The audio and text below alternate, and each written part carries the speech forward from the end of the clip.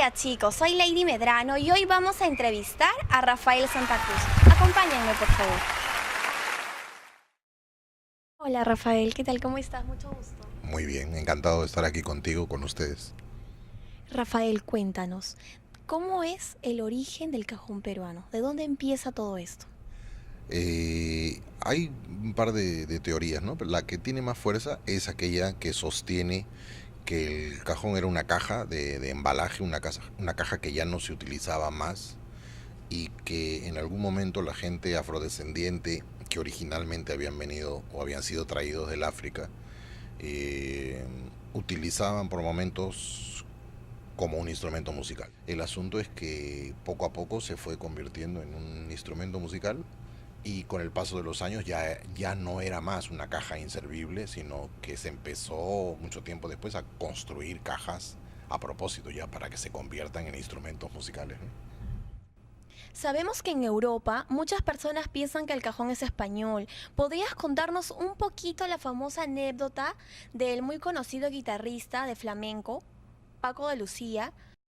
Ese cajón peruano en 1980 es descubierto por Paco de Lucía aquí en Lima, en una fiesta donde está Caitro Soto, tremendo cajonero peruano. Caitro Soto y Paco de Lucía hacen amistad y uno le da al otro el cajón y Paco de Lucía se lleva el cajón a España. Cuando se lleva el cajón a España, lo empieza a utilizar allá, inmediatamente causa un impacto que ningún otro instrumento había causado en España en los últimos 100 años. Y la gente empieza a preguntar de dónde sale ese instrumento y cómo lo consiguen. Algunos instrumentos dicen, bueno, los traje de Perú. Entonces algunos músicos se encargan al Perú algunos cajones y después dicen, oye, bueno, tampoco es que es un instrumento tan complicado de hacer. Y al poco de eso se empiezan a fabricar un montón de cajones en España. Lo que sucede allá es que deciden cambiar un poquito el sonido que conocían ellos. El sonido de aquel cajón que habían llevado se experimenta mucho, el cajón se empieza a difundir un poco en Europa y tanto españoles como alemanes empiezan a experimentar con el cajón, ¿no? Cambiarle esto. ¿Qué pasa si cambiamos el pegamento por la cola de carpintero? Si cambiamos el clavo por el tornillo, si usamos clavos, tornillos más cola, todo el instrumento se ha hecho con triple y etcétera. Una serie de cambios y de innovaciones. Lo que no se sabía en España en ese momento, tampoco lo sabía mucha gente en Lima, es que nosotros ya en Lima en los años 50 habíamos usado cajones con cuerdas,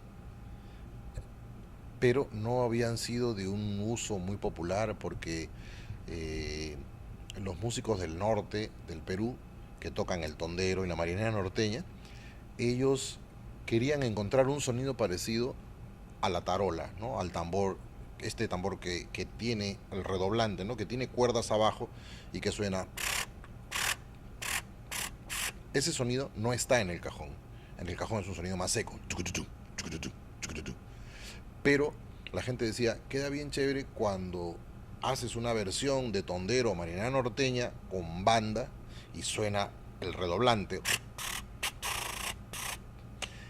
Ese sonido no se puede imitar en el cajón, no resulta igual. Entonces alguien, no se sabe quién, alguien dijo, para lograr un sonido mucho más parecido a eso, hay que meter cuerdas en el cajón. Ponen cuerdas en el cajón, logran un sonido no exactamente igual, parecido, y lo traen a Lima. Los percusionistas del norte. Lo traen a Lima y varios de los maestros percusionistas de ese entonces, limeños, no les gusta. No, no, no, no, dicen, uy, pero esto es una ofensa, ¿cómo le vas a poner cuerdas? Eso quiere decir que entonces que ustedes no saben tocar, que lo que quieren es un aditamento, una cosa que facilite, cuando en realidad no hay que poner nada que facilite, hay que buscar el sonido, el secreto está acá, no está en el instrumento, el secreto está acá. Esto es lo que hay que hacer, hay que cambiar la posición de las manos, hay que experimentar, o hay que poner las manos con más tensión o las manos más suaves, que las manos se deslicen por el instrumento, lo acaricien, lo golpeen, le den más fuerte. Ahí está la experimentación, no en el instrumento. Esta versión de estos músicos limeños fue contundente para los músicos del norte y los músicos del norte un poco que regresaron al norte, sí, un poco con el rabo entre las piernas, porque a los de Lima no les gustó y por lo tanto no se hizo el gran cambio que ellos buscaban. Rafa, dinos, ¿existe alguna diferencia de sonido entre el cajón peruano y el cajón español? ¿Hay alguna diferencia? ¿Son diferentes? ¿Son iguales? Cuéntanos. En realidad no hay una gran diferencia, ¿no? Lo que hay es un instrumento que se llama cajón, que es un instrumento de Lima. De ahí viene la onda del cajón. Si tú me preguntas y pones dos instrumentos, uno fabricado en el Perú, otro fabricado en España, tú no sabes cuál es cuál. Los dos son cajones, los dos son cajones peruanos. Uno tiene cuerdas, el otro no tiene cuerdas. No quiere decir que el que tiene cuerdas fue inventado en España. O sea, ya todo eso lo habíamos probado nosotros. Rafa, si bien es cierto, el cajón es patrimonio nacional, sin embargo, vemos que aquí mayormente se toca en la costa. ¿A qué se debe esto? Bueno, el cajón es un instrumento costeño, ¿no? Es un instrumento de la costa que nace con la zamacueca. La zamacueca es el género que años más tarde se va a llamar marinera. Cuando se establece que el cajón es no patrimonio nacional, sino patrimonio cultural de la nación, no quiere decir que el instrumento sea tocado en todo el país, o en todas las regiones del país, o en todas las ciudades, todos los pueblos. Quiere decir que en realidad es un símbolo único que representa la cultura del Perú, o un sector o un segmento de la cultura patria, ¿no? ¿Y qué nos dices acerca del cajón que ha influenciado a recurrir a una propuesta nueva, como que muchos géneros musicales, el rock, entre otros, ahora lo incorporan, ¿no? ¿Crees tú que se le está dando un mal uso al cambiar estos patrones? ¿Qué opinas acerca de ello? No, el cajón se está usando en diversas músicas, ¿no? Diversos géneros, y cada género musical tiene su propio patrón.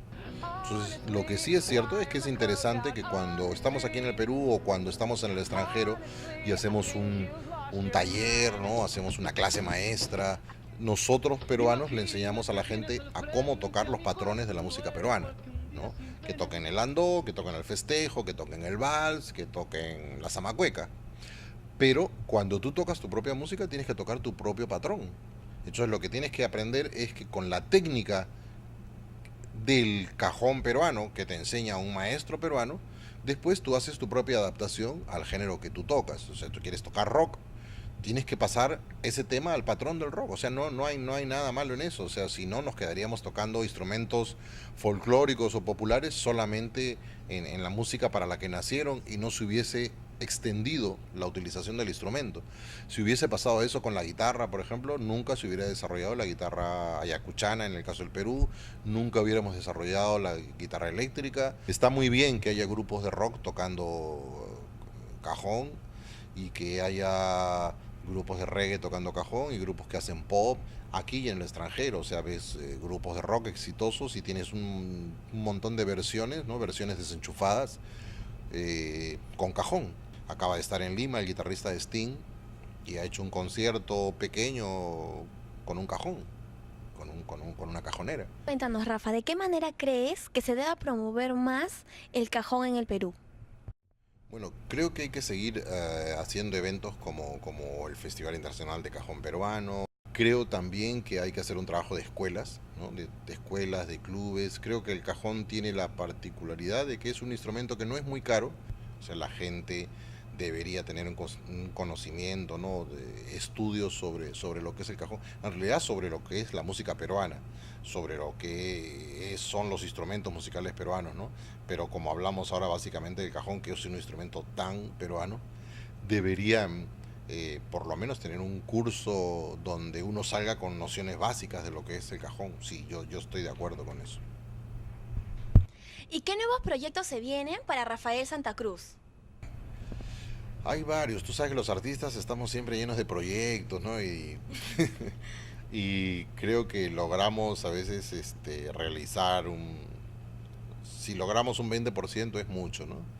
Hay cosas, acabo de iniciar por ejemplo un programa de música criolla, de música peruana en radio, en Unión La Radio. Ahí estoy con mi amiga Evelyn Ortiz. Hay algunos eventos, hay algunos viajes afuera, siempre con el asunto de la música peruana. Sí, un saludo para todos los amigos de Chaplin TV. Ha sido un gusto y un honor compartir este espacio con ustedes y espero verlos pronto personalmente. Muchos saludos.